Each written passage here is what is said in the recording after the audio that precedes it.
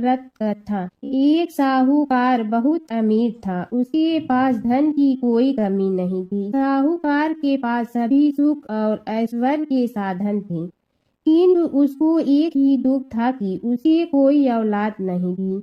दिन रात वह इसी चिंता में लगा रहता और वह पुत्र पाने के लिए हर सोमवार को भगवान चंद्रदेव वह शिव जी की पूजा करता, वह व्रत रखता था। साहूकार की भोलेनाथ के प्रति ऐसी भक्ति देखकर एक बार माँ पार्वती जी ने शिव जी से कहा, हे नाथ, ये साहूकार आपका अनन्य भक्त है और सदैव ही आपका व्रत और पूजा भक्ति भाव से किया करता है।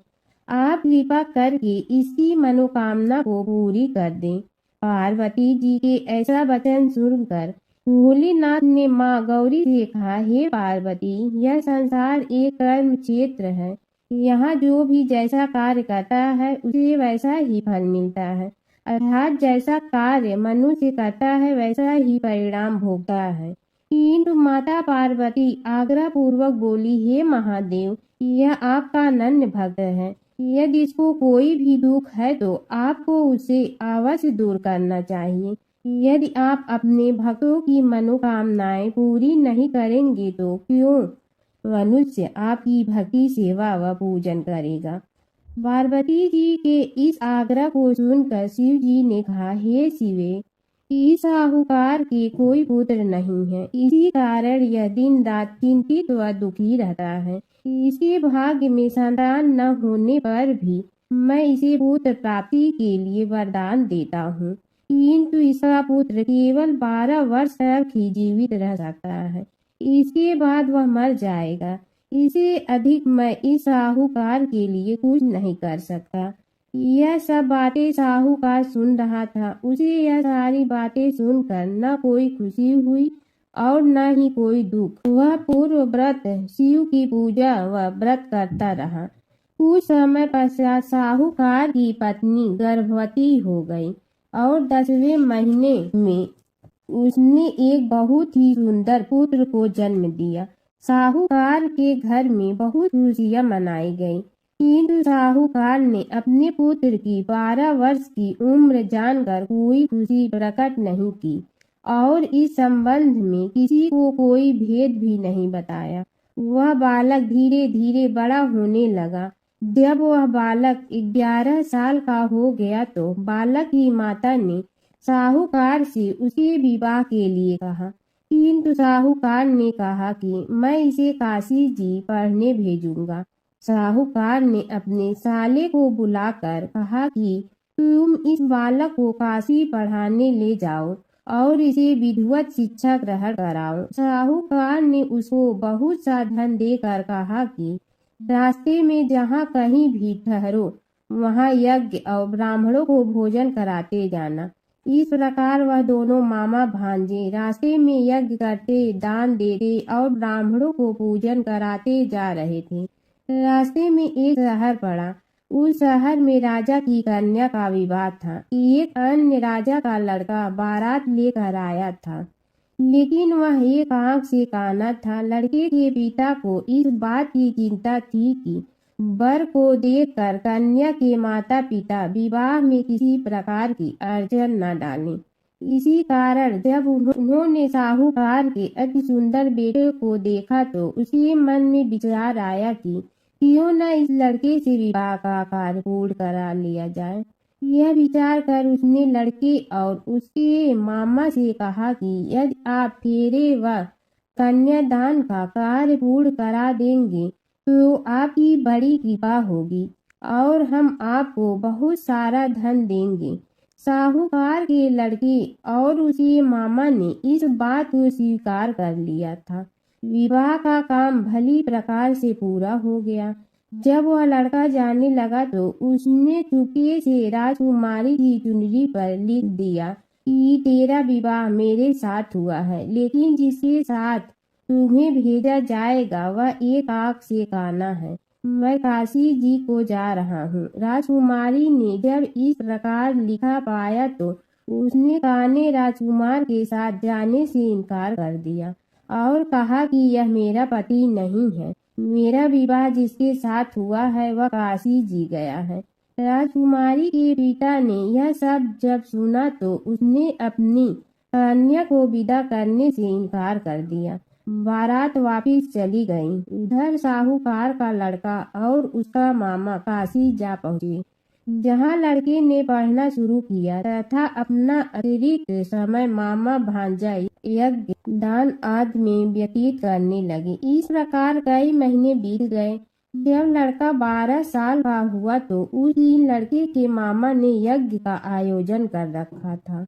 अचानक ही लड़के की तबीयत खराब हो गई। लड़के के मामा ने कहा कि अंदर जाकर सो जाओ। लड़का अंदर जाकर सो गया। थोड़ी देर पश्चात लड़का मर गया। जब लड़के के मामा ने देखा कि वह मर गया है तो वह बहुत दुखी हुआ। उसने सोचा कि मैं पहले यज्ञ पूरा कर लूं, तब कुछ सोचूंगा। लड़के के मामा ने यज्ञ पूरा किया और फिर रोना प्रारंभ कर दिया। वह बहुत जोर जोर से रो रहा था। संयोगवश शिव जी और पार्वती उधर से जा रहे थे। पार्वती जी ने भगवान भोलेनाथ से कहा, हे नाथ, कोई दुखी व्यक्ति रो रहा है, उसके कष्टों को दूर कर दो। जब शिव जी और पार्वती जी वहां पहुंचे तो उन्होंने देखा कि वहां पर एक लड़का मरा हुआ पड़ा है। तब पार्वती ने देखते ही लड़के को पहचान लिया। पार्वती जी ने लड़के के मरने का कारण पूछा तो भोलेनाथ ने बताया, ये गौरी, इस लड़के की आयु इतनी ही थी, ये अपनी आय पूरी कर चुका है। तब पार्वती जी ने विनम्रता पूर्वक कहा, महाराज, कृपा करके आप इस लड़के को जीवित कर दीजिए, नहीं तो इसके माता पिता इसके वियोग में तड़प तड़प कर अपनी जान दे देंगे। माता पार्वती की बात सुनकर शिव जी ने लड़के को पुनः जीवित कर दिया। शिव जी की कृपा से लड़का जीवित हो गया। शिव शंकर व पार्वती जी शिव धाम चले गए। शिक्षा पूरी होने पर लड़का और उसका मामा पहले की तरह यज्ञ करते, ब्राह्मणों को भोजन तथा दक्षिणा देते हुए अपने घर की ओर चल दिए। रास्ते में दोनों उसी शहर में आए जहाँ पर उस लड़के की शादी हुई थी। वहां पहुंचकर दोनों ने यज्ञ करना शुरू कर दिया। जब वे दोनों यज्ञ कर रहे थे तो उसके लड़के के ससुर यानी वहां के राजा ने, जो उधर से घोड़े पर बैठकर अपने सेवकों के साथ जा रहा था, उसने लड़के को पहचान लिया। राजा ने महल में ले जाकर दोनों की खूब सेवा की। कुछ समय राजा के महल में रहने के बाद लड़के ने राजा से जाने की आज्ञा ली। राजा ने अपनी लड़की को लड़के के साथ विदा किया और साथ में बहुत सा धन एवं दास दासियों को भी भेजा। जब वे अपने शहर में आए तो लड़के के मामा ने कहा, पहले मैं तुम्हारे माता पिता को तुम्हारे आने की खबर सुना आता हूँ, तब तक तुम पत्नी सहित यहाँ आराम करो। ऐसा कहकर लड़के का मामा साहूकार को अपने पुत्र के आने की खबर देने चला गया। घर आकर उसने देखा कि उसकी बहन और बहनोई छत पर बैठे हुए हैं और उन्होंने यह प्रण कर रखा है कि यदि उनका बेटा जीवित लौट आया तो वह छत से नीचे उतर आएंगे, नहीं तो छत से कूदकर अपने प्राण त्याग देंगे। लड़के के मामा ने जब यह समाचार उन्हें सुनाया कि उनका लड़का जीवित लौट आया है तो उन्हें विश्वास नहीं हुआ। तब लड़के के मामा ने शपथ खाकर कहा कि आपका पुत्र अपनी स्त्री और बहुत से धन और दास दासियों सहित घर आ गया है। तब साहूकार और उसकी पत्नी छत से नीचे उतर आए तथा प्रसन्नता के साथ अपने बेटे और बहू का स्वागत किया। सभी प्रसन्नता के साथ रहने लगे। इस प्रकार भक्ति भाव से जो भी प्राणी सोमवार के व्रत का पालन करता है तथा प्रेम पूर्वक इस कथा को सुनता या पढ़ता है तो उसके सभी कष्ट दूर होते हैं, सारी मनोकामनाएं पूर्ण होती हैं और इस लोक में सभी सुख सुविधाओं को भोग कर अंत में उसे शिवलोक की प्राप्ति होती है। भगवान शिव तथा माता पार्वती नर्मदा नदी के किनारे बैठे थे। वहां माता पार्वती ने भगवान शिव से समय व्यतीत करने के लिए चौपड़ खेलने को कहा। शिव चौपड़ खेलने के लिए तैयार हो गए, परंतु इस खेल में हार जीत का फैसला कौन करेगा, यह प्रश्न उनके समक्ष उठा तो भगवान शिव ने कुछ तिनके एकत्रित कर उसका एक पुतला बनाकर उसकी प्राण प्रतिष्ठा कर दी और पुतले से कहा, बेटा, हम चौपड़ खेलना चाहता हूँ, परंतु हमारी हार जीत का फैसला करने वाला कोई नहीं है, इसलिए तुम बताना कि हम दोनों में से कौन हारा और कौन जीता। उसके बाद भगवान शिव और माता पार्वती का चौपड़ खेलना शुरू हो गया। यह खेल 3 बार खेला गया और संयोग से तीनों बार माता पार्वती ही जीत गईं। खेल समाप्त होने के बाद बालक से हार जीत का फैसला करने के लिए कहा गया तो उस बालक ने महादेव को विजयी बताया।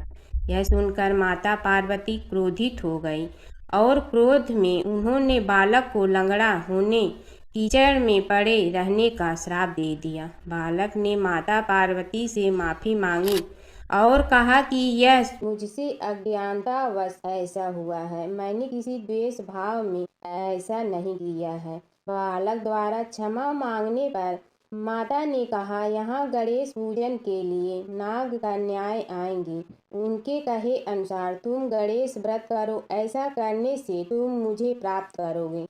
यह कहकर माता पार्वती शिव के साथ कैलाश पर्वत पर चली गईं। 1 वर्ष के बाद उस स्थान पर नाग कन्याएं आईं। तब नाग कन्याओं से श्री गणेश के व्रत की विधि मालूम करने पर उस बालक ने 21 दिन लगातार गणेश जी का व्रत किया।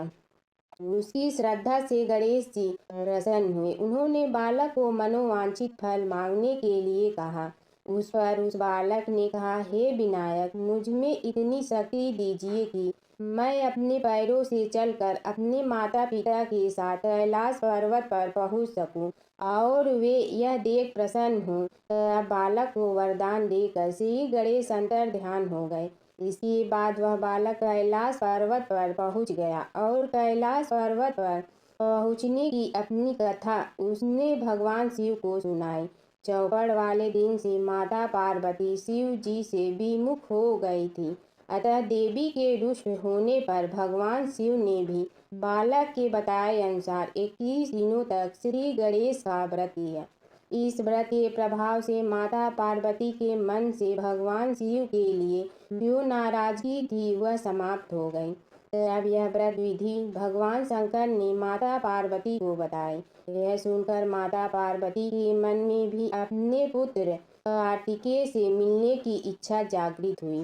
तब माता पार्वती ने भी 21 दिन तक श्री गणेश का व्रत किया तथा दूर्वा फूल और लड्डुओं से गणेश जी का पूजन अर्चन किया। व्रत के 21वें दिन कार्तिकेय स्वयं माता पार्वती जी से आ मिले। उस दिन से श्री गणेश चतुर्थी का यह व्रत समस्त मनोकामनाओं की पूर्ति करने वाला व्रत माना जाता है।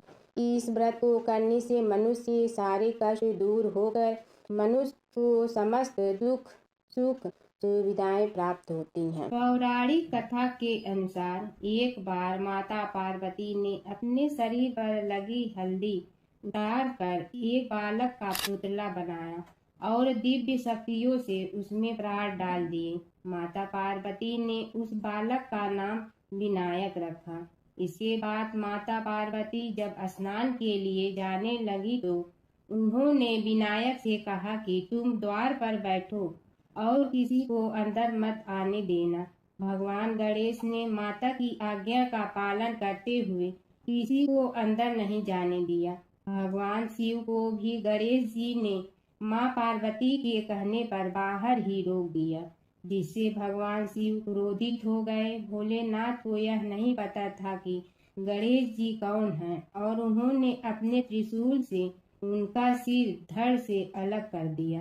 यह देखकर माँ पार्वती रोने लगती हैं और बहुत क्रोधित हो जाती हैं। माँ पार्वती भगवान शिव को गणेश जी को फिर से जीवित करने को कहती हैं। भगवान शिव अपने गणों से कहते हैं कि जाओ और उत्तर दिशा में जो सबसे पहले सिर दिखे उसे लेकर आओ। जब शिवगढ़ सिर लेने जाते हैं तो उन्हें उत्तर दिशा में सबसे पहले इंद्र का हाथी ऐरावत मिलता है और वो उसका सिर ले जाते हैं। इसके बाद भगवान शिव अपने पुत्र गणेश जी को हाथी का सिर लगाकर जीवित कर देते हैं। भगवान शिव और माता सती की कथा। दक्ष प्रजापति की सभी पुत्रियां गुणवती थीं, फिर भी दक्ष के मन में संतोष नहीं था। वे चाहते थे उनके घर में एक ऐसी पुत्री का जन्म हो जो सर्व शक्ति संपन्न हो एवं सर्व विजयिनी हो। अतः दक्ष एक ऐसी ही पुत्री के लिए तप करने लगे। तप करते करते अधिक दिन बीत गए तो भगवती आद्या ने प्रकट होकर कहा, मैं तुम्हारे तप से प्रसन्न हूँ। तुम किस कारण तप कर रहे हो? दक्ष ने तप करने का कारण बताया तो माँ बोली, मैं स्वयं पुत्री रूप में तुम्हारे यहाँ जन्म धारण करूँगी। मेरा नाम होगा सती। मैं सती के रूप में जन्म लेकर अपनी लीलाओं का विस्तार करूँगी। फलतः भगवती आद्या ने सती रूप में दक्ष के यहाँ जन्म लिया। सती दक्ष की सभी पुत्रियों में सबसे अलौकिक थी। सती ने बाल्यावस्था में ही कई ऐसे अलौकिक आश्चर्यचकित करने वाले कार्य कर दिखाई थी, इन्हें देखकर स्वयं दक्ष को भी विस्मयता होती रहती थी। जब सती विवाह योग्य हो गई तो दक्ष को उनके लिए वर की चिंता होने लगी। उन्होंने ब्रह्मा जी से इस विषय में परामर्श किया।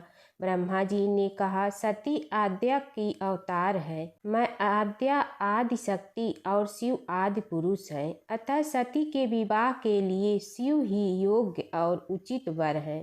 दक्ष ने ब्रह्मा जी की बात मानकर सती का विवाह भगवान शिव के साथ कर दिया। सती कैलाश में जाकर भगवान शिव के साथ रहने लगी।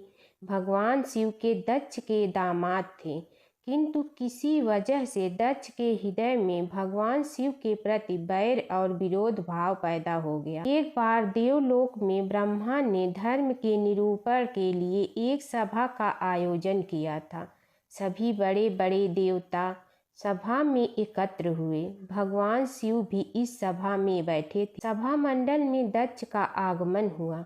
दक्ष के आगमन पर सभी देवता उठकर खड़े हो गए, पर भगवान शिव खड़े नहीं हुए। उन्होंने दक्ष को प्रणाम भी नहीं किया। फलतः दक्ष ने अपमान का अनुभव किया। केवल यही नहीं, उनके हृदय में भगवान शिव के प्रति ईर्ष्या की आग जल उठी। वे उनसे बदला लेने के लिए समय और अवसर की प्रतीक्षा करने लगे। एक बार सती और शिव कैलाश पर्वत पर बैठे हुए परस्पर वार्तालाप कर रहे थे। उसी समय आकाश मार्ग से कई विमान कनखल की ओर जाते हुए दिखाई पड़े। सती ने उन विमानों को देखकर भगवान शिव से पूछा, प्रभु ये सभी विमान किसके हैं और कहाँ जा रहे हैं? भगवान शंकर ने उत्तर दिया, आपके पिता ने बड़े यज्ञ का आयोजन किया है। समस्त देवता और देवांगनाएं इन विमानों में बैठकर उसी यज्ञ में सम्मिलित होने के लिए जा रहे हैं। इस पर सती ने दूसरा प्रश्न किया, क्या मेरे पिता ने आपको यज्ञ में सम्मिलित होने के लिए नहीं बुलाया? भगवान शंकर ने उत्तर दिया, आपके पिता मुझसे बैर रखते हैं, फिर वे मुझे क्यों बुलाने लगे? सती मन ही मन सोचने लगी, फिर बोली, यज्ञ के इस अवसर पर अवश्य मेरी सभी बहनें आएंगी। उनसे मिले हुए बहुत दिन हो गए। यदि आपकी अनुमति हो तो मैं भी अपने पिता के घर जाना चाहती हूँ। यज्ञ में सम्मिलित हो लूँगी और बहनों से भी मिलने का अवसर मिलेगा। भगवान शिव ने उत्तर दिया, इस समय वहाँ जाना उचित नहीं होगा। आपके पिता मुझसे बैर रखते हैं। हो सकता है वे आपका भी अपमान करें। बिना बुलाए किसी के घर जाना उचित नहीं होता है। इस पर सती ने प्रश्न किया, ऐसा क्यों? भगवान शिव ने उत्तर दिया, विवाहित लड़की को बिना बुलाए पिता के घर नहीं जाना चाहिए, क्योंकि विवाह हो जाने पर लड़की अपने पति की हो जाती है। पिता के घर से उसका संबंध टूट जाता है। लेकिन सती पीहर जाने के लिए हठ करती रही, अपनी बात बार बार दोहराती रही। उनकी इच्छा देखकर भगवान शिव ने पीहर जाने की अनुमति दे दी। उनके साथ अपना एक गढ़ भी साथ में भेज दिया। उस गढ़ का नाम वीरभद्र था। सती वीरभद्र के साथ अपने पिता के घर गई। घर में सती से किसी ने भी प्रेम पूर्वक वार्तालाप नहीं किया। दक्ष ने उन्हें देखकर कहा, तुम क्या यहाँ मेरे अपमान कराने आई हो? अपनी बहनों को तो देखो, वे किस प्रकार भांति के अलंकारों और सुंदर वस्त्रों से सुसज्जित हैं। तुम्हारे शरीर पर मात्र बाघांबर है। तुम्हारा पति शमशानवासी और भूतों का नायक है। वह तुम्हें बाघंबर छोड़कर और पहना ही क्या सकता है। दक्ष के कथन से सती के हृदय में पश्चाताप का सागर उमड़ पड़ा। वे सोचने लगी, उन्होंने यहाँ आकर अच्छा नहीं किया। भगवान ठीक ही कह रहे थे, बिना बुलाए पिता के घर भी नहीं जाना चाहिए। पर अब क्या हो सकता है, अब तो आ ही गई हूँ। पिता के कटु और अपमानजनक शब्द सुनकर भी सती मौन रही। वे उस यज्ञ मंडल में गई जहाँ सभी देवता और ऋषि मुनि बैठे थे तथा यज्ञ कुंड में धू धू करती जलती हुई अग्नि में आहुतियाँ डाली जा रही थी।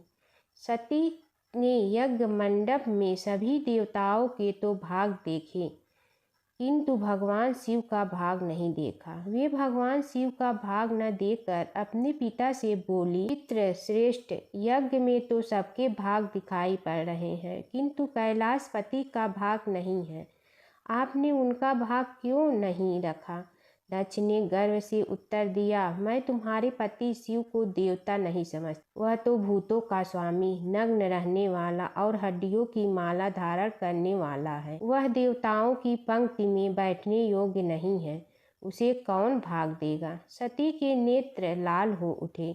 उनके मुखमंडल प्रलय के सूर्य की भांति तेजोदीप्त हो उठा। उन्होंने पीड़ा से तिलमिलाते हुए कहा, ओह, मैं इन शब्दों को कैसे सुन रही हूँ। मुझे धिक्कार है। देवताओं, तुम्हें भी धिक्कार है। तुम भी उन कैलाशपति के लिए इन शब्दों को कैसे सुन रहे हो? तो मंगल के प्रतीक हैं और जो क्षण मात्र में संपूर्ण सृष्टि को नष्ट करने की शक्ति रखते हैं। वे मेरे स्वामी हैं। नारी के लिए उसका पति ही स्वर्ग होता है। जो नारी अपने पति के लिए अपमानजनक शब्दों को सुनती है, नरक में जाना पड़ता है। पृथ्वी सुनो, आकाश सुनो और देवताओं तुम भी सुनो। मेरे पिता ने मेरे स्वामी का अपमान किया है। मैं अब एक क्षण भी जीवित रहना नहीं चाहती। सती अपने कथन को समाप्त करती हुई यज्ञ के कुंड में कूद पड़ी। जलती हुई आहुतियों के साथ उनका शरीर भी जलने लगा। यज्ञ मंडप में खलबली पैदा हो गई। हाहाकार मच गया। देवता उठकर खड़े हो गए। वीरभद्र क्रोध से काँप उठे। वे उछल उछल कर यज्ञ का विध्वंस करने लगे। यज्ञ मंडप में भगदड़ मच गई। देवता और ऋषि मुनि भाग खड़े हुए। वीरभद्र ने देखते ही देखते दक्ष का मस्तक काट कर फेंक दिया। समाचार भगवान शिव के कानों में भी पड़ा। वे प्रचंड आंधी की भांति कनखल जा पहुँचे। सती के जले हुए शरीर को देखकर भगवान शिव ने अपने आप को भूल गए। सती के प्रेम और उनकी भक्ति ने शंकर के मन को व्याकुल कर दिया। उन शंकर के मन को व्याकुल कर दिया जिन्होंने काम पर भी विजय प्राप्त की थी और जो सारी सृष्टि को नष्ट करने की क्षमता रखते थे। वे सती के प्रेम में खो गए, बेसुध हो गए।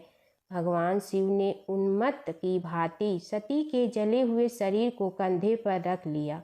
वे सभी दिशाओं में भ्रमण करने लगे। शिव और सती के इस अलौकिक प्रेम को देखकर पृथ्वी रुक गई, हवा रुक गई, जल का प्रवाह ठहर गया और रुक गई। देवताओं की सांसें, सृष्टि व्याकुल हो उठी। सृष्टि के प्राणी पुकारने लगे, त्राहि मां त्राहि मां। भयानक संकट उपस्थित देखकर सृष्टि के पालन भगवान विष्णु आगे बढ़े। वे भगवान शिव की बेसुधी में अपने चक्र से सती के एक एक अंग को काट काट कर गिराने लगे। धरती पर 51 स्थानों में सती के अंग कट कट कर गिरे। जब सती के सारे अंग कट कर गिर गए तो भगवान शिव पुनः अपने आप में आए। जब वे अपने आप में आए तो पुनः सृष्टि के सारे कार्य चलने लगे। धरती पर जिन 51 स्थानों में सती के अंग कट कट कर गिरे थे, वे ही स्थान आज शक्तिपीठ माने जाते हैं। आज भी उन स्थानों में सती का पूजन होता है, उपासना होती है तथा शिव और सती का प्रेम, शिव और सती के प्रेम ने उन्हें अमर और वंदनीय बना दिया। एक गढ़ नंदी का था। नंदी कैसे बने शिव के गढ़? शिव की घोर तपस्या के बाद शीलाद ऋषि ने नंदी को पुत्र रूप में पाया था। शीलाद ऋषि ने अपने पुत्र नंदी को संपूर्ण वेदों का ज्ञान प्रदान किया।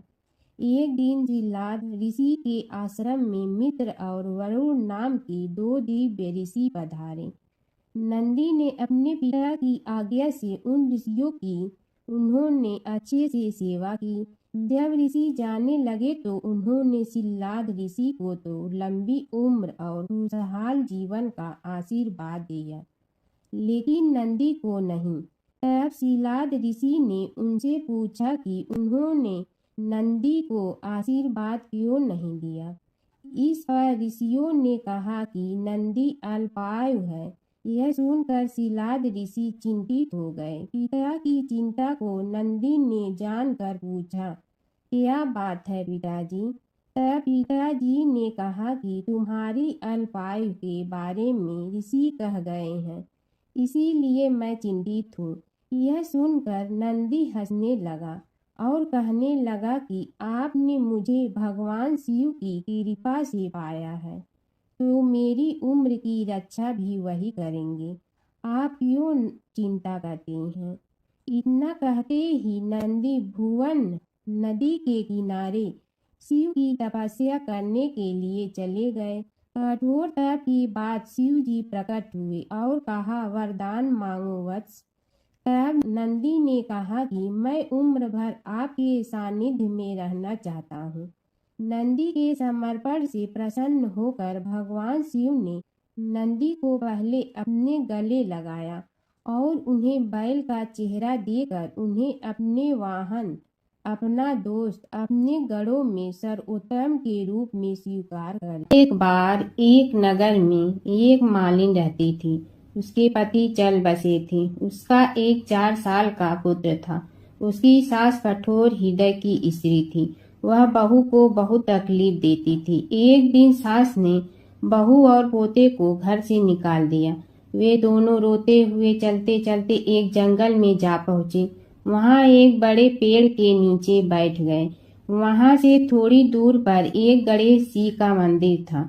वहाँ बहुत लोग गणेश जी के दर्शन करने आते थे। दर्शन करके गणेश जी को प्रसाद चढ़ाते थे। फिर वह प्रसाद सबको बांट देते थे। इस प्रसाद से माँ बेटे का गुजारा होने लगा। दोनों गणेश जी की पूजा पाठ में लग गए। एक दिन उन्होंने सोचा क्यों न हम भी जंगल से फूल ला कर बेचें। वे रोज जंगल से फूल लाकर उसकी माला बनाकर बेचने लगे। साथ में पूजा की सामग्री और प्रसाद भी बेचने लगे। इससे उनको आमदनी होने लगी। गणेश जी की कृपा से आमदनी बढ़ने लगी। जल्दी ही उन्होंने एक मकान और एक दुकान बना लिया।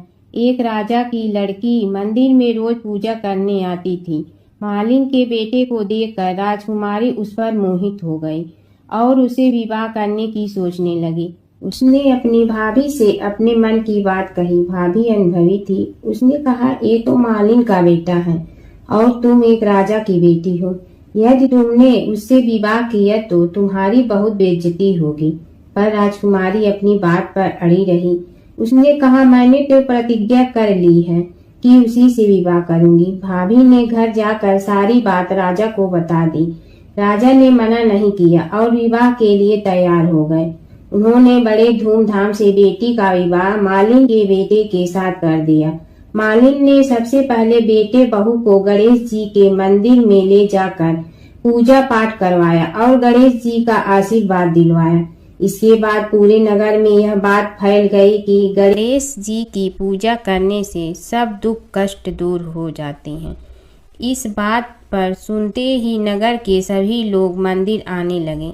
मालिन और उसके बेटे की बिक्री और बढ़ गई। उधर उसकी सास के बुरे दिन आ गए। अन्नदाता उससे रूठ गए और वह भूखों मरने लगी। एक दिन वह रोती धोती उसी गणेश जी के मंदिर में आ पहुंची। वहां वह मालिन के बेटे से बोली, मैं भूखी हूँ, मुझे रोटी कपड़ा दे दो, इसके बदले में तुम्हारा सारा काम कर दूंगी। लड़के को दया आ गई और उसे काम पर रख लिया। उसने अपनी दादी को नहीं पहचाना। जब मालिन घर आई तो उसने सास को पहचान लिया। वह सास से बोली, सासू जी आप यहाँ कैसे? सास ने पोते की तरफ इशारा करके कहा, मेरी इस सेठ के यहाँ नौकरी लग गई है। बहू बोली, यह आपका पोता है और यह घर भी आपका ही है, यह दुकान भी आपकी ही है।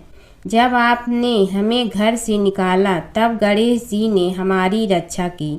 बहू की बात सुनकर सास बोली, मेरी करनी मैं भोगूंगी। बहू बोली, सासू जी अब आप हमारे यहाँ रहो और पोते का सुख देखो। हे गणेश जी महाराज, जैसा सुख आपने मालिन को दिया वैसा ही सुख सबको देना। एक समय की बात है, एक भाई बहन रहते थे। बहन का नियम था कि वह अपने भाई का चेहरा देखते ही खाना खाती थी। हर रोज वह सुबह उठती थी और जल्दी जल्दी सारा काम करके अपने भाई का मुंह देखने के लिए उसके घर जाती थी। एक दिन रास्ते में एक पीपल के नीचे गणेश जी की मूर्ति रखी थी। उसने भगवान के सामने हाथ जोड़कर कहा कि मेरे जैसा अमर सुहाग और मेरे जैसा अमर पीहर सबको दीजिए। यह कहकर वह आगे बढ़ जाती है। जंगल के झाड़ियों के कांटे उसके पैरों में चुभा करते थे। एक दिन भाई के घर पहुंची और भाई का मुंह देखकर बैठ गई तो भाभी ने पूछा, पैरों में क्या हो गया है? यह सुनकर उसने भाभी को जवाब दिया कि रास्ते में जंगल के झाड़ियों के गिरे हुए कांटे पांव में चुभ गए हैं। जब वह वापस अपने घर आ जाए तब भाभी ने अपने पति से कहा कि रास्ते को साफ करवा दो, आपकी बहन के पांव में बहुत सारे कांटा चुभ गए हैं। भाई ने तब कुल्हाड़ी लेकर सारी झाड़ियों को काटकर रास्ता साफ कर दिया। इससे गणेश जी का स्थान भी वहां से हट गया। यह देखकर भगवान गुस्सा हो गए और उसके भाई के प्राण हर लिए।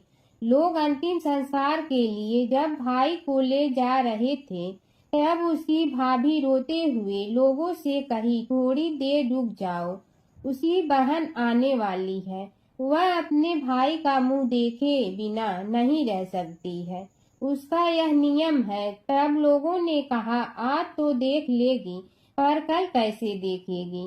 रोज दिन की तरह बहन अपने भाई का मुंह देखने के लिए जंगल में निकली। तब जंगल में उसने देखा कि सारा रास्ता साफ किया हुआ है।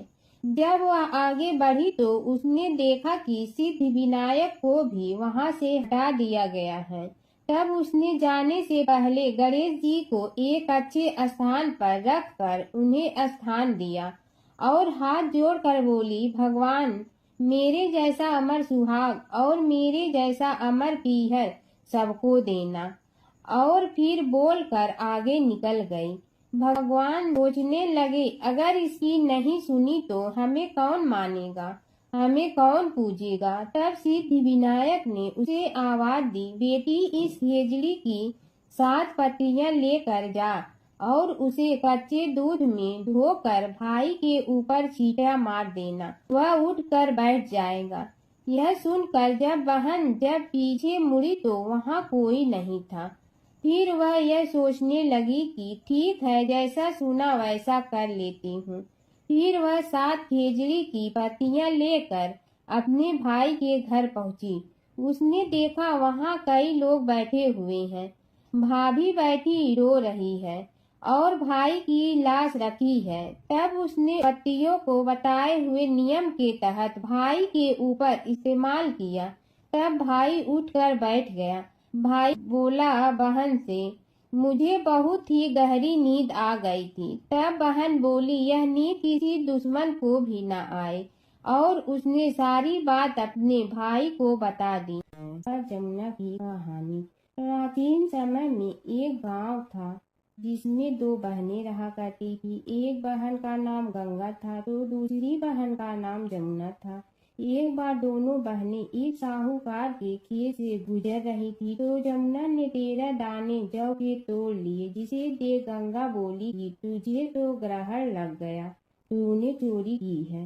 इस पर जमुना बोली कि अब मेरा ग्रहण कैसे धुलेगा। गंगा ने कहा कि तुझे 12 साल तक साहूकार के यहाँ नौकरी करनी पड़ेगी, तभी तेरा पाप धुलेगा और ग्रहण से मुक्ति मिलेगी। जमुना साहूकार के यहाँ नौकरी के लिए जाती है और अपने लिए काम मांगती है। साहूकार उसे काम पर रख लेता है, लेकिन काम करने से पहले जमुना उसे कहती है कि मैं सारे काम करूंगी लेकिन 4 काम नहीं करूंगी। जूठे बर्तन नहीं मांजूंगी, झाड़ू नहीं लगाऊंगी, बिस्तर नहीं बिछाऊंगी और दिया नहीं जलाऊंगी। 12 साल के बाद कुंभ का मेला लगा तो साहूकारनी भी कुंभ नहाने जाने लगी।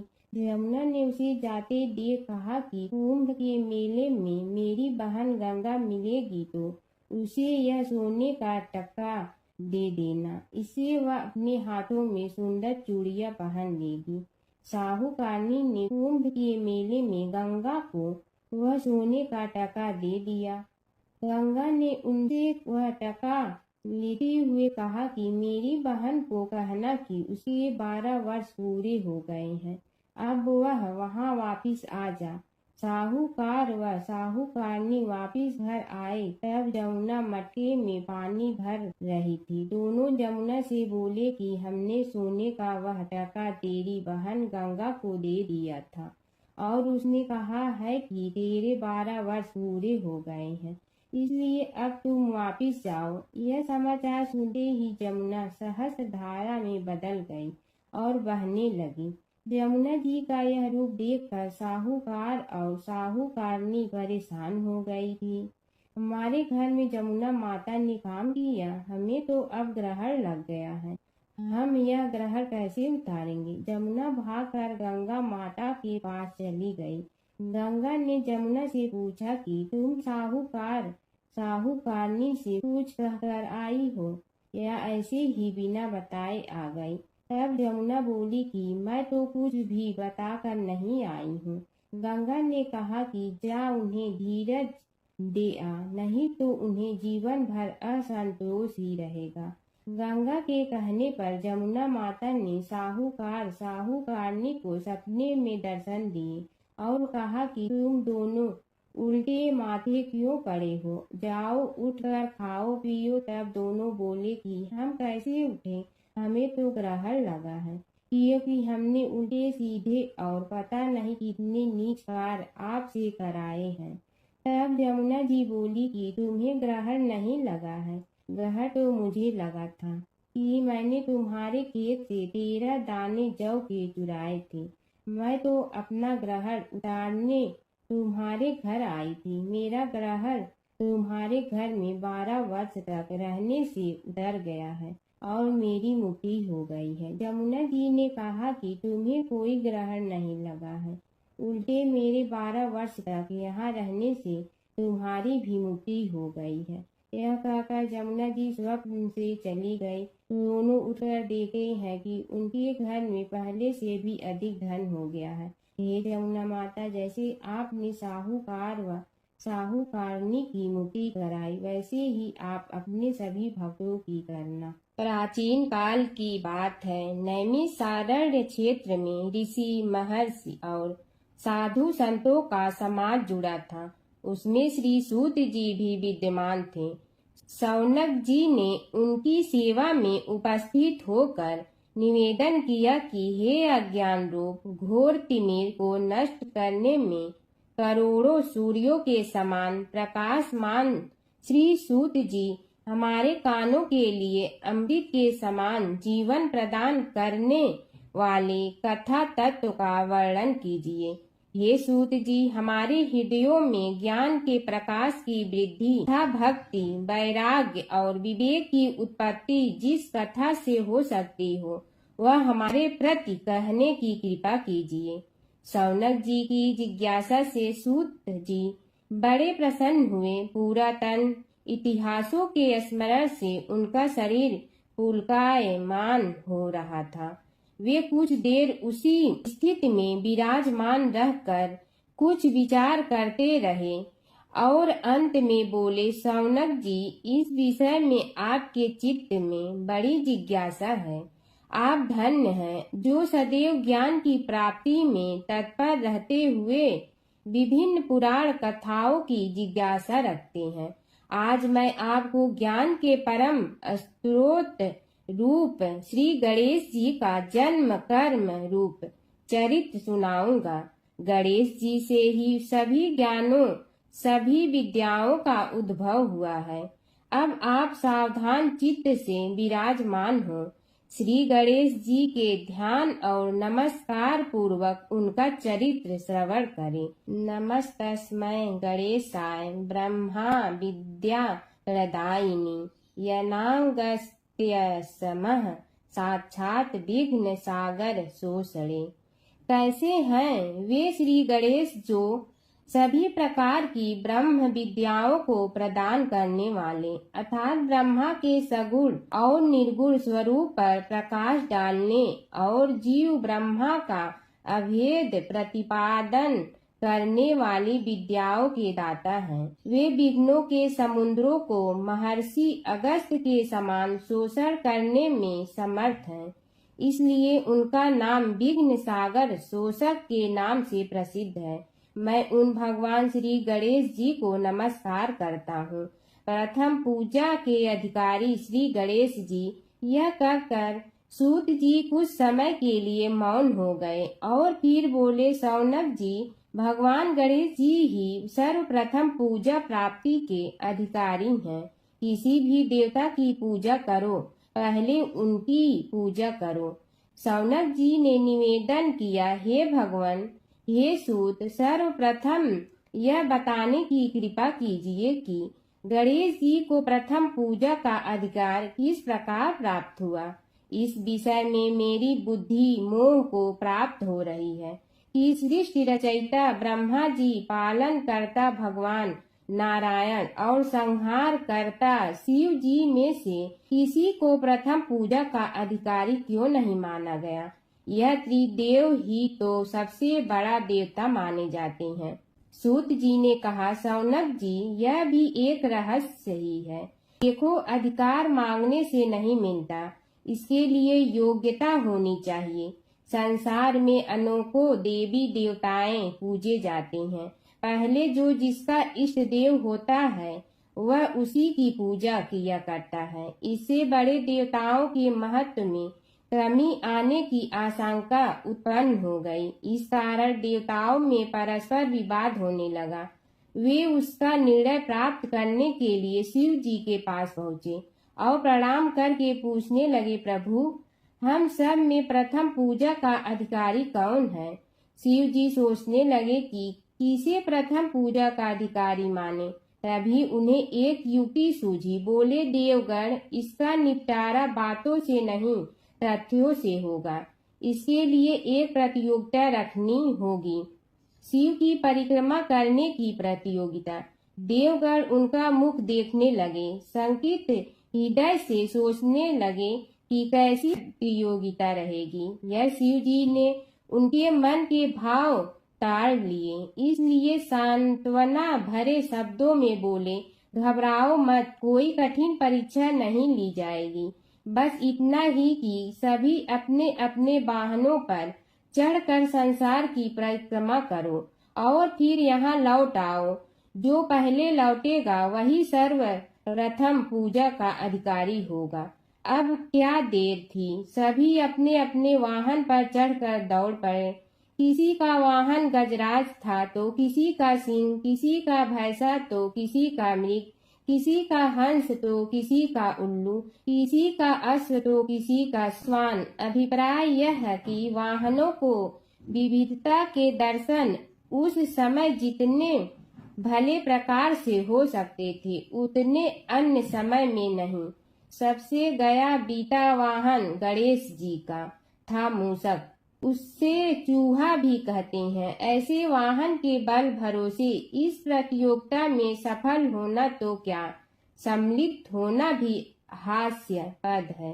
गणेश जी ने सोचा, छोड़ो, क्या होगा प्रतियोगिता में भाग लेने से, हम तो यहाँ बैठे रह कर ही तमाशा देखेंगे।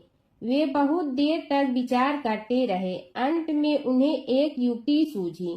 शिव जी स्वयं ही जगदाता हैं, यह संसार उन्हीं का प्रतिबिंब है, तब क्यों न इन्हीं की परिक्रमा कर ली जाए।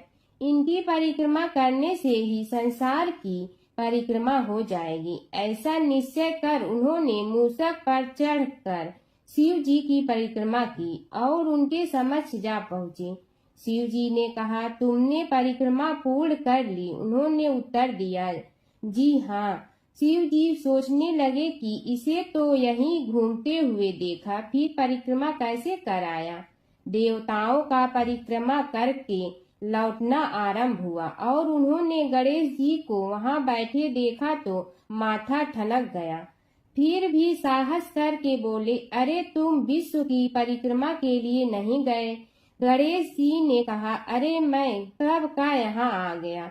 देवता बोले, तुम्हें तो कहीं भी नहीं देखा। गणेश जी ने उत्तर दिया, देखते कहाँ से, समस्त संसार शिव जी में विद्यमान है। इनकी परिक्रमा करने से ही संसार की परिक्रमा पूर्ण हो गई। सूत जी बोले, शौनक, इस प्रकार गणेश जी ने अपनी बुद्धि के बल पर ही विजय प्राप्त कर ली। उनका कथन सत्य था, इसलिए कोई विरोध करता भी तो कैसे।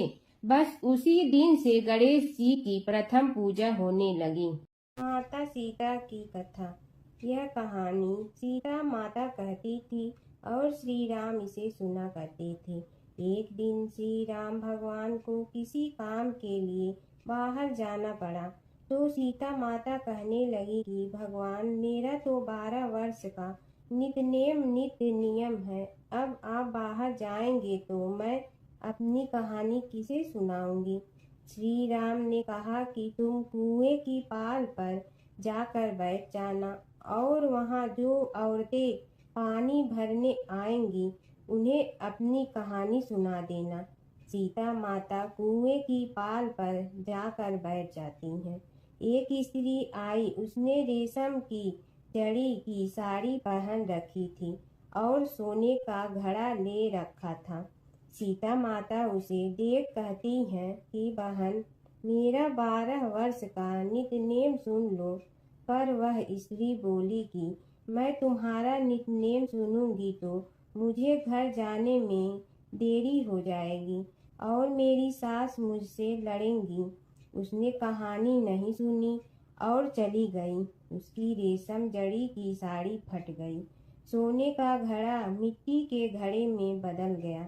सास ने देखा तो पूछा कि ये किसका दोष अपने सिर लेकर आ गई है।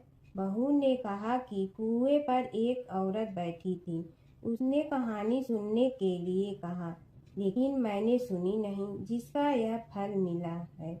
बहू की बात सुनकर अगले दिन वही साड़ी और घड़ा लेकर सास कुएं की पाल पर गई। सास को वहीं माता सीता बैठी मिली तो माता सीता ने कहा कि बहन, मेरी कहानी सुन लीजिए। सास बोली कि एक बार छोड़, मैं तो 4 बार कहानी सुन लूंगी।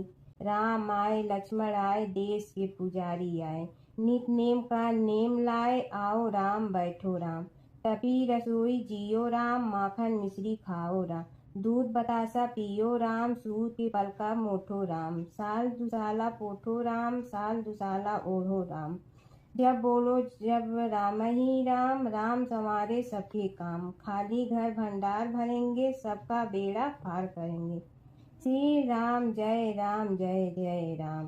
सास बोली कि बहन, कहानी तो बहुत अच्छी लगी।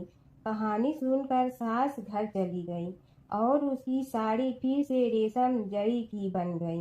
मिट्टी का घड़ा फिर सोने के घड़े में बदल गया। बहू कहने लगी, सासू माँ आपने ये सब कैसे किया? सास ने कहा कि बहू तू दोष लगा के आई थी और मैं अब दोष उतार कर आ रही हूँ। बहू ने फिर पूछा कि वह कुएं वाली स्त्री कौन है? सास बोली कि वे सीता माता थीं। वे पुराने से नया कर देती हैं, खाली घर में भंडार भर देती हैं। वह लक्ष्मी जी का वास घर में कर देती हैं। आदमी की जो भी इच्छा हो उसे पूरा कर देती हैं। बहू बोली कि ऐसी कहानी मुझे भी सुना दो। सास बोली कि ठीक है, तुम भी सुनो। और सास ने कहानी शुरू की। राम आए लक्ष्मण आए, देश के पुजारी आए, नित नेम का नेम लाए, आओ राम बैठो राम, तपी रसोई जियो राम, माखन मिश्री खाओ राम, दूध बतासा पियो राम, सूत के पलका मोठो राम, साल दुसाला पोठो राम, साल दुसाला ओढ़ो राम, जब बोलो जब राम ही राम, राम संवारे सबके काम, खाली घर भंडार भरेंगे, सबका बेड़ा पार करें, श्री राम जय जय राम। कहानी सुनकर बहू बोली कि कहानी तो बहुत अच्छी है। सास ने कहा कि ठीक है, इस कहानी को रोज कहा करेंगे। अब सास बहू रोज सवेरे उठती, नहाती धोती और पूजा करने के बाद नितनेम की सीता की कहानी कहती। एक दिन उनके यहाँ एक पड़ोस की औरत आई और बोली कि बहन जरा सी आँच दे ना। तो वह बोली कि आज तो अभी हमने जलाई ही नहीं। पड़ोसन ने कहा कि तुम सुबह 4 बजे से उठकर क्या कर रही हो? फिर उन्होंने कहा कि सुबह उठकर हम पूजा करते हैं, फिर सीता माता की नितनेम की कहानी कहते हैं। पड़ोसन ने उसी बात सुनकर फिर कहा कि सीता माता की कहानी कहने से तुम्हें क्या मिलता है? वे बोली कि इनकी कहानी कहने से घर में भंडार भर जाते हैं, सारे काम सिद्ध होते हैं, मन की इच्छा भी पूरी हो जाती है। पड़ोसन कहती है कि बहन ऐसी कहानी तो मुझे भी सुना दो। फिर वह बोली कि ठीक है, तुम भी यह कहानी सुन लो। राम आए लक्ष्मण आए, देश के पुजारी आए, नित नेम का नेम लाए, आओ राम बैठो राम। सारी कहानी सुनने के बाद पड़ोसन कहने लगी, बहन कहानी तो मुझे बहुत अच्छी लगी। अब वह पड़ोसन भी नित नेम सीता माता की कहानी कहने लगी। कहानी कहने से सीता माता ने पड़ोसन के भी भंडार भर दिए। अब तो पूरे मोहल्ले में नित नेम की कथा चल पड़ी। हर किसी की मनोकामना पूरी होने लगी। हे सीता माता, जैसे आपने उनके भंडार भरे वैसे ही आप हमारे भी भंडार भरना, सबकी भरना, कहानी सुनने वाले के भी और कहानी कहने वाले के भी। नगर बसेरे की कहानी। किसी गांव में एक भाट व एक जाट रहता था। दोनों में घनिष्ठ मित्रता थी। एक बार जाट अपनी बहन के घर जाने को तैयार हुआ तो भाट अपनी ससुराल जाने को तैयार हुआ। दोनों साथ चल पड़े तो रास्ते में रुककर एक कुएं की मुंडेर पर बैठ गए। जाट ने भाट से कहा कि नगर बसेरा कर लेते हैं। इस पर भाट बोला कि तू ही नगर बसेरा कर ले, मैं तो अपनी ससुराल जा रहा हूँ, वहाँ खूब खातिर होगी मेरी, तू कर ले नगर बसेरा। जाट वहीं कुएं के पास बैठ पानी की घंटी और चावल का दाना लेकर नगर बसेरा करने लगा। नगर बसेरा करने के साथ जाट कहने लगा कि नगर बसेरा जो करे सो मल धोवे पाँव, ताता माड़ा तापसी देगी मेरी माँ, माँ देगी मावशी तेगी द्वारका का वास, मीठा मीठा घास वृंदावन का वास, 5 कुल्ठी छठी रास, मेरी जीवड़ो श्री कृष्ण के पास, डालू पानी हो जाए घी, झट से निकल जाए मेरा जी, यह सब कर कर के वह जाट बहन के पास चल पड़ा। जाट की बहन ने भाई के आने पर उसकी खातिर की खी बूरा के साथ भाई को जिमाया। दोनों ने बैठकर ढेर सारी बातें की। इधर भाट अपने ससुराल पहुंचा तो वहां आग लगी हुई थी। आग बुझाने वह भी लग गया, जिसमें हाथ मुंह भी काले हो गए और खुद भी थोड़ा सुलझ गया। ना रोटी ना पानी के लिए ही किसी ने पूछा। एक पड़ोसन आई तो उसने भाट की सास को कहा कि जमाई आया है, जरा उस आओ भगत कर लो। बुढ़िया बोली कि सब कुछ तो जल गया है, अब कहाँ से आओ भगत करूं। तब पड़ोसन ने ही भाट को एक रोटी के साथ छाछ दी। उसने वही खाकर गुजारा किया। शाम को दोनों फिर घर की ओर चल पड़े और रास्ते में मिल गए और एक दूसरे का हाल पूछा। भाट बोला कि मेरी ससुराल में तो आग लगी हुई थी, आग बुझाते मैं खुद काला हो गया हूँ, ना रोटी मिली ना पानी। जाट बोला कि मेरी तो बहुत खातिर हुई। फिर बोला कि मैंने कहा था ना कि नगर बसेरा कर ले, आ अब कर ले, लेकिन भाट ने फिर मना कर दिया। कहने लगा कि चाहे रोटी दे या न दे, तेरी तो माँ है, दही चूरमा का पेड़ा धरा पाएगा। भाट ने फिर नगर बसेरा नहीं किया, जाट ने कर लिया। नगर बसेरा जो करे सो मल धोए पाँव, ताता मारा तापसी देगी मेरी माँ, माँ देगी मावसी देगी द्वारका का वास, मीठा मीठा घास वृंदावन का वास, 5 कुल्ठी छठी रास, मेरा जी बढ़ो श्री कृष्ण के पास। डालू पानी हो जाए घी, झट से निकल जाए मेरा जी, करके वह चल पड़ा। घर पहुँचते ही जाट की मौसी ने बहुत लाड प्यार किया। उधर भाट घर गया तो उसकी भैंस खो गई थी। बाप एक लाठी रखे तो दूसरी उठाए और कहने लगा कि ससुराल गया तो आग लगा दी, अब यहाँ आया तो भैंस खो दी। बाप ने कहा कि पहले भैंस लेकर आ, तभी रोटी पानी मिलेगा। सारा दिन भाट भैंस ढूंढता रहा, लेकिन उसे भैंस नहीं मिली। जाट और भाट की मुलाकात फिर से बाजार में हो गई।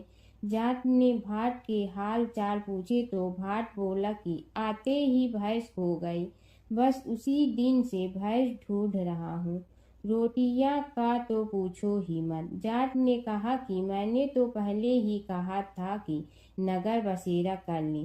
जाट की बात सुनकर भाट बोला कि तेरे नगर बसेरे में इतनी ताकत है तो चल अब कर लेते हैं। दोनों ने बैठकर नगर बसेरा किया। नगर बसेरा जो करे सो मल धोवे पाँव, ताता मारा तापसी देगी मेरी माँ, माँ देगी मावसी देगी द्वारका का वास, मीठा मीठा घास वृंदावन का वास, 5 कुल्ठी छठी रास, मेरा जीवड़ो श्री कृष्ण के पास। डालू पानी हो जाए घी, झट से निकल जाए मेरा जी। दोनों के नगर बसेरा करने पर भाट जैसे ही आगे बढ़ा तो उसकी खोई भैंस मिल गई, जिसे लेकर घर पहुंचा। घर पहुंचते ही माँ ने कहा कि लड़के को आते ही घर से निकाल दिया, सारे दिन से ये भूखा प्यासा भटक रहा है। यह कहकर उसकी माँ ने उसको खूब खिलाया पिलाया। इस घटना के बाद सारे नगर में ढिंढोरा पिटवा गया कि कब कोई अपने पीहर या सास से आते जाते नगर बसेरा करें। जैसे भाट को नगर बसेरा करने का फल मिला, वैसे ही हर किसी को। भूत जी बोले, हे शौनक जी, यह एक तथ्य है कि गणेश जी ही उसके पात्र हैं। वे बड़े देवता का भी कार्य सिद्धि में विघ्न उपस्थित होने पर उन विघ्न राज का आश्रय न लिया हो। हे शौनक, वे देव भी बड़े दयालु हैं। नाम तो शिव जी का ही आशुतोष है, किंतु वे सर्वात्मा और सर्वरक्षक प्रभु तो शिव जी की अपेक्षा भी शीघ्र ही प्रकट हो जाते हैं। उनका भक्त कभी किसी संकट में नहीं पड़ता। यदि प्रारब्ध वशात कभी किसी विपत्ति में पड़ भी जाता है तो गणेश्वर की उपासना करने पर उनके अनुग्रह से उनके समस्त दुख दूर होकर परम सुख की प्राप्ति होती है। शौनक ने कहा, हे सूत जी, हे महाभाग, हे प्रभु, मैं गणेश जी के विभिन्न चरित्रों का अध्ययन करना चाहता हूँ, तो मुझे बताइए कि किस ग्रंथ का अवलोकन करूं। हे दयामय, आपको तो उनके समस्त चरित्र विदित है कि यदि आप ही उन्हें सुनाने की कृपा करें तो मेरा अत्यधिक उपकार होगा। सूत जी बोले, हे शौनक भगवान, गणेश्वर के इतने चरित्र हैं कि उन सब का कथन इस जीवा से संभव नहीं। क्योंकि प्रभु अनंत प्रभु चरित अनंता वाली बात समस्त विद्वान ऋषि मुनि कहते हैं। फिर भी गणेश जी प्रथम पूजा के अधिकारी होने के कारण समस्त देव चरित्रों में जुड़े हुए हैं, इसलिए उनका प्रभाव भी सर्वाधिक व्यापक है। हे मुने, हे शौनक, वे भगवान सर्व समर्थ हैं। वे सभी का तिरस्कार करने में समर्थ हैं, किंतु उनका तिरस्कार कोई भी नहीं कर सकता। यह त्रिलोक्य उन्हीं भगवान के संकेत पर नित्य करता है। इसकी समस्त क्रियाएं उन्हीं की इच्छा पर आश्रित हैं। हे शौनक, भगवान गणेश्वर स्वयं कहते हैं, शिवे विष्णो च शक्तौ च सूर्ये मयि निराधिप यो भेद बुद्धि योगः स सम्य योगो मतो मम। हे नरेश्वर, हे वरेण्य, शिव, विष्णु, शक्ति, सूर्य और मुझ गणेश में जो अभेद बुद्धि योग है, मेरे मत में वही सम्यक योग है। इससे यह भी सिद्ध है कि समस्त देवता उन्हीं के स्वरूप हैं। वे ही भगवान विभिन्न कार्य रूपों के अनुसार अपना भिन्न भिन्न नाम रखते हैं। हे मुनि श्रेष्ठ, उन सब देवताओं के चरित्र भी उन्हीं गणराज के चरित्र हैं। यद्यपि सब चरित्र एक ही ग्रंथ में मिलने में संभव नहीं है, फिर भी गणेश्वर के अनेकों प्रमुख चरित्रों का वर्णन गणेश पुराण में हुआ है। राजा सोमकांत का वृत्तांत कथन। शौनक जी ने पूछा, हे प्रभु, गणेश पुराण का आरंभ किस प्रकार हुआ, यह मुझे बताने की कृपा करे। इस पर सूत जी ने कहने लगे, हे शौनक, यद्यपि गणेश पुराण है तो बहुत प्राचीन, क्योंकि भगवान गणेश्वर तो आदि हैं। न जाने कब से गणेश जी अपने उपासकों पर कृपा करते चले आ रहे हैं। उनके अनंत चरित्र हैं, जिनका संग्रह एक महापुराण का रूप ले सकता है। उसे एक बार भगवान नारायण ने नारद जी को और भगवान ने शंकर और जगन जननी पार्वती जी को सुनाया था। बाद में वही पुराण संक्षेप रूप में ब्रह्मा जी ने महर्षि वेद व्यास को सुनाया और फिर व्यास जी ने महर्षि भृगु को सुनाया। भृगु ने कृपा करके सौराष्ट्र के एक राजा सोमकांत को सुनाया था। तब से वह पुराण अनेक कथाओं में विस्तृत होता रहा और अनेक कथाओं से रहित होता हुआ अनेक रूप में प्रचलित है। शौनक जी ने पूछा, भगवान, आप यह बताने का कष्ट करें कि राजा सोमकांत कौन था। उसने महर्षि से गणेश पुराण का श्रवण कहाँ किया था, उस पुराण के श्रवण से उसे क्या क्या उपलब्धियां हुई। हे नाथ, मुझे श्री गणेश्वर की कथा के प्रति उत्कंठा बढ़ती ही जा रही है। सूत जी बोले, हे शौनक, सौराष्ट्र के देवनगर नाम की एक प्रसिद्ध राजधानी थी। वहाँ का राजा सोमकांत था। वह अपनी प्रजा का पुत्र के समान पालन करता था। वह वेद ज्ञान संपन्न, शस्त्र विद्या में पारंगत एवं प्रबल प्रतापी राजा, समस्त राजाओं में मान्य तथा अत्यंत वैभवशाली था। उसका ऐश्वर्य कुबेर के भी ऐश्वर्य को लज्जित करता था। उसने अपने पराक्रम से अनेकों देश जीत लिए थे। उसकी पत्नी अत्यंत रूपवती, गुणवती, धर्माज्ञा एवं पतिव्रत धर्म का पालन करने वाली थी। वह सदैव अपने प्राणनाथ की सेवा में लगी रहती थी। उसका नाम सुधर्मा था।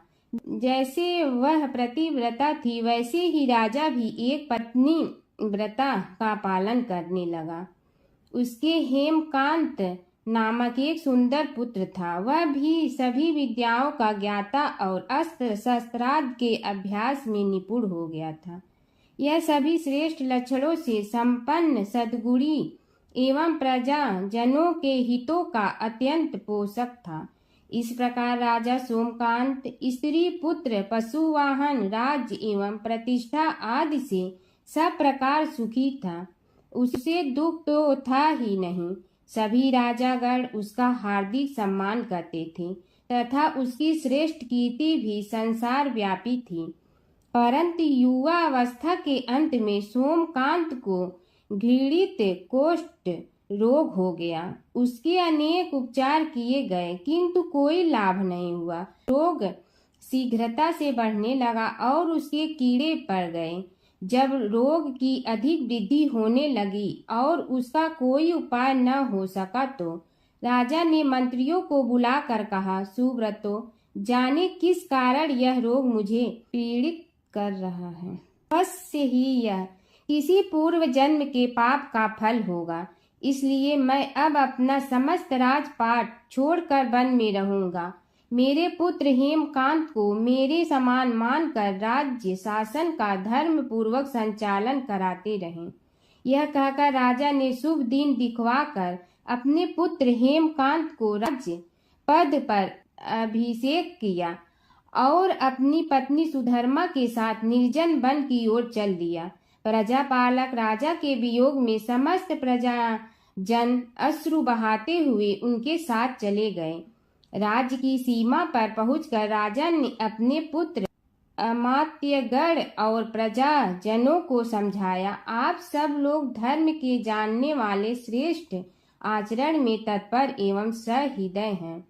यह संसार तो वैसे भी परिवर्तनशील है। जो आज है वह कल नहीं था और आने वाले कल में भी नहीं रहेगा। इसलिए मेरे जाने से दुख का कोई कारण नहीं है।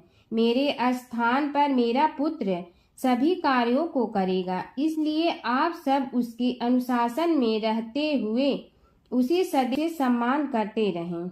फिर पुत्र से कहा, बेटा, यह स्थिति सभी के समझ आती रही है। हमारे पूर्व पुरुष भी परंपरागत रूप से वृद्धावस्था आने पर वन में जाते रहे हैं।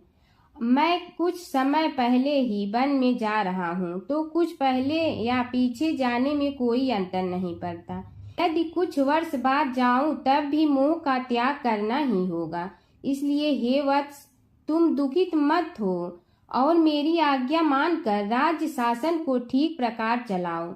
ध्यान रखना, क्षत्रिय धर्म का कभी त्याग न करना और प्रजा को सदा सुखी रखना। इस प्रकार राजा सोमकांत ने सभी को समझा बुझाकर वहां से वापस लौट आया और स्वयं अपनी पतिव्रता भार्या के साथ वन में प्रवेश किया। पुत्र हेमकांत के आग्रह से उसने सुबल और ज्ञान गम्य नामक 2 आत्माओं को भी साथ ले लिया। उन सब ने एक समतल एवं सुंदर स्थान देखकर वहां विश्राम किया। तभी उन्हें एक मुनि कुमार दिखाई दिया। राजा ने उससे पूछा, तुम कौन हो, कहाँ रहते हो? यदि उचित समझो तो मुझे बताओ। मुनि बालक ने कोमल बाड़ी में कहा, मैं महर्षि भृगु का पुत्र हूँ। मेरा नाम च्यवन है। हमारा आश्रम निकट में ही है। अब आप भी अपना परिचय दीजिए। राजा ने कहा, मुनि कुमार, आपका परिचय पाकर मुझे बड़ी प्रसन्नता हुई। मैं सौराष्ट्र के देवनगर नामक राज्य का अधिपति रहा हूँ। अब अपने पुत्र को राज्य देकर मैंने अरण्य की शरण ली है। मुझे कुष्ठ रोग अत्यंत पीड़ित किए हुए हैं। उसकी निवृत्ति का कोई उपाय करने वाला हो तो कृपा कर मुझे बताइए। मुनि कुमार ने कहा, मैं अपने पिताजी से अपना वृतांत कहता हूँ, फिर वे जैसा कहेंगे आपको बताऊंगा। यह कहकर मुनि बालक चला गया और कुछ देर में ही आकर बोला, राजन, मैंने आपका वृतांत अपने पिताजी को बताया। उनकी आज्ञा हुई है कि आप सब मेरे साथ आश्रम में चलकर उनसे भेंट करें, तभी आपके रोग के विषय में भी विचार किया जाएगा। राजा सोमकांत के पूर्व जन्म का वृत्तांत भृगु द्वारा वर्णन। राजा अपनी पत्नी और अमात्यों के सहित च्यवन के साथ साथ भृगु आश्रम में जा पहुंचा और उन्हें प्रणाम कर बोला, हे भगवान, हे महर्षि, मैं आपकी शरण हूँ। आप मुझ कुष्ठी पर कृपा कीजिए। महर्षि बोले, राजन, यह तुम्हारे किसी पूर्व जन्म कृत पाप का ही उदय हो गया है। इसका उपाय मैं विचार करके बताऊंगा। आज तो तुम सब स्नान आज से निवृत्त होकर रात्रि विश्राम करो। महर्षि की आज्ञा अनुसार सबने स्नान भोजन आदि के उपरांत रात्रि व्यतीत की और प्रातः काल स्नान आदि नित्य कर्मों से निवृत्त होकर महर्षि की सेवा में उपस्थित हुए। महर्षि ने कहा, राजन, मैंने तुम्हारे पूर्व जन्म का वृत्तांत जान लिया हूँ और यह भी विदित कर लिया है कि किस पाप के फल से तुम्हें इस रोग की प्राप्ति हुई है। यदि तुम चाहो तो उसे सुना दूं। राजा ने हाथ जोड़कर निवेदन किया, बड़ी कृपा होगी मुनिनाथ, मैं उसे सुनने के लिए उत्कंठित हूँ। महर्षि ने कहा, तुम पूर्व जन्म में एक धनवान वैश्य के लाडले पुत्र थे।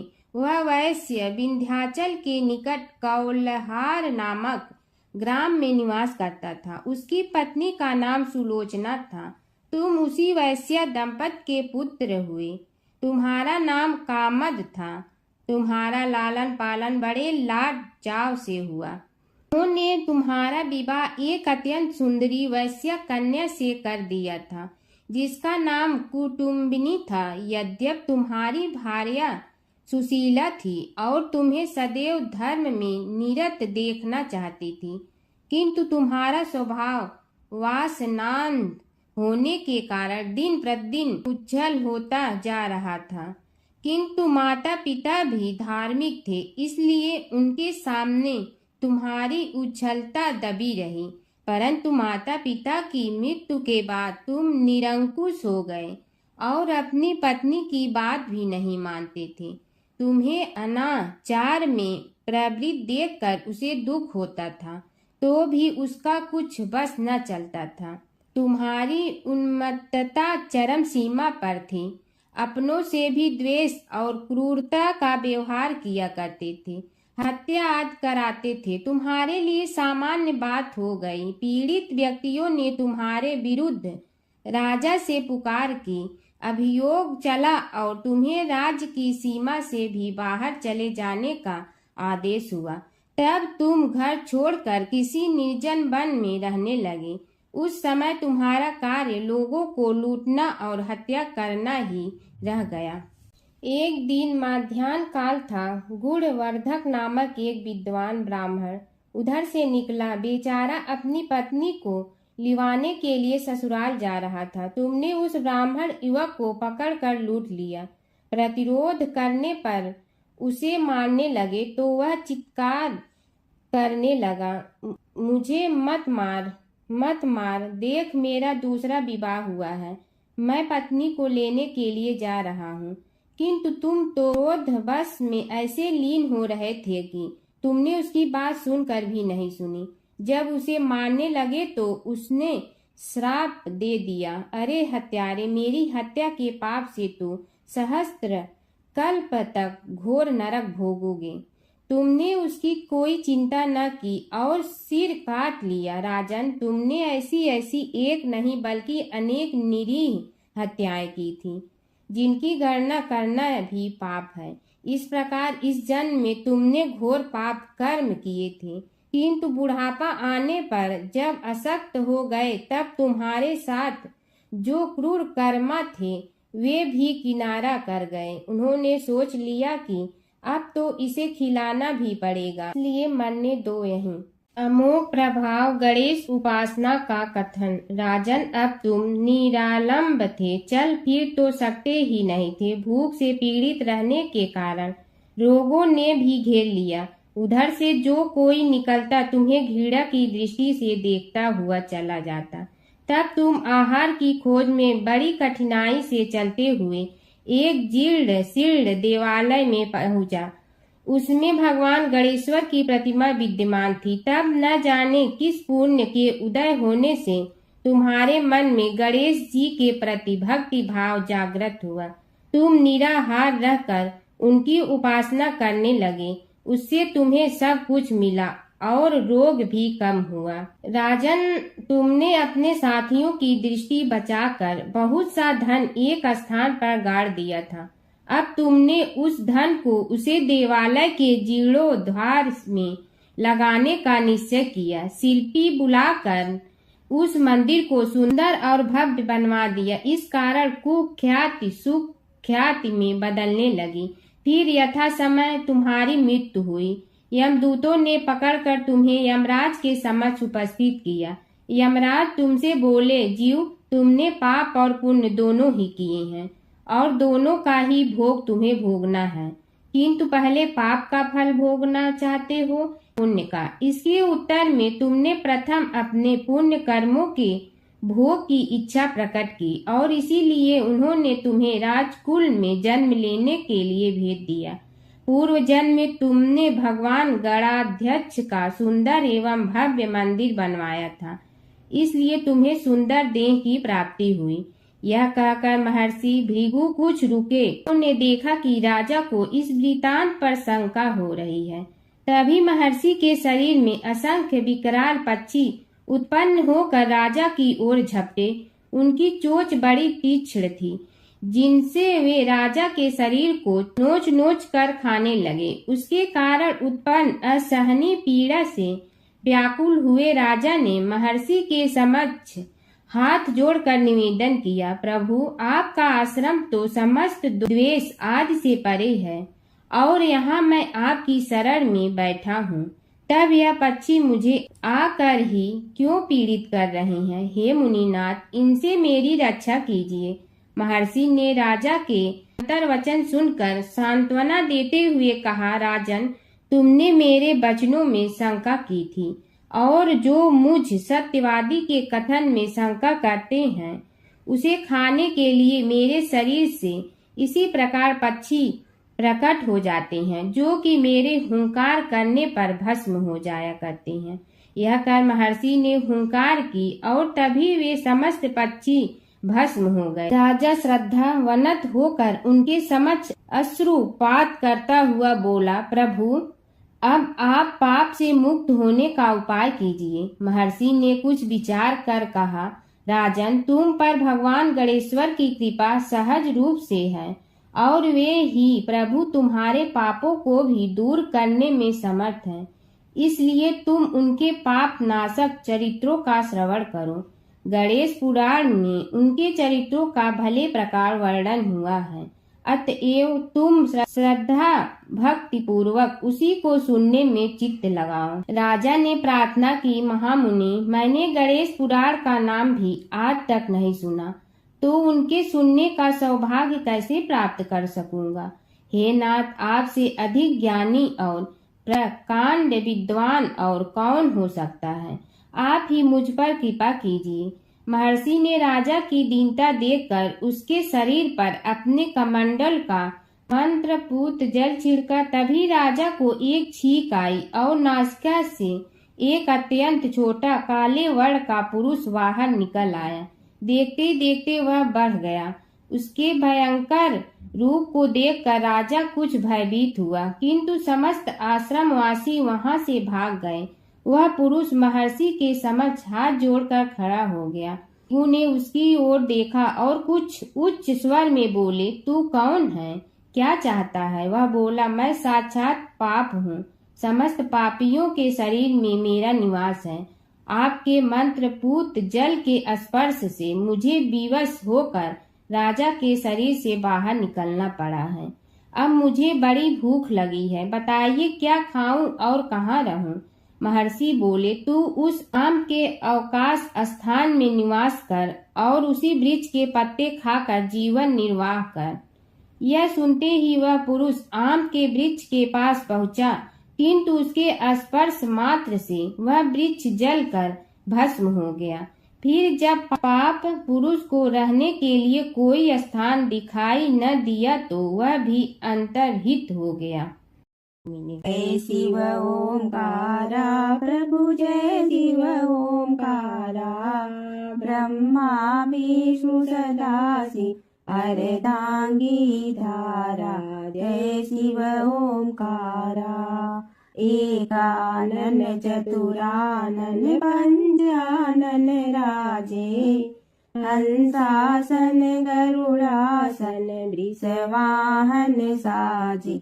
जय शिव ओंकारा, दो भुज चार चतुर भुज दस भुज अति सोहे, तीनों रूप निरखते त्रिभुवन जन मोहे जय शिव ओंकारा अक्षमाला बनमाला मुंडमाला धारी चंदन मृग मद सोहे भोले शुभकारी जय शिव ओंकारा श्वेतांबर पीतांबर बागंबर अंगे ब्रह्मादिक सनकादिक प्रेतादिक संगे जय शिव ओंकारा करके मध्य कमंडलु और त्रिशूलधारी सुखकारी दुखहारी जग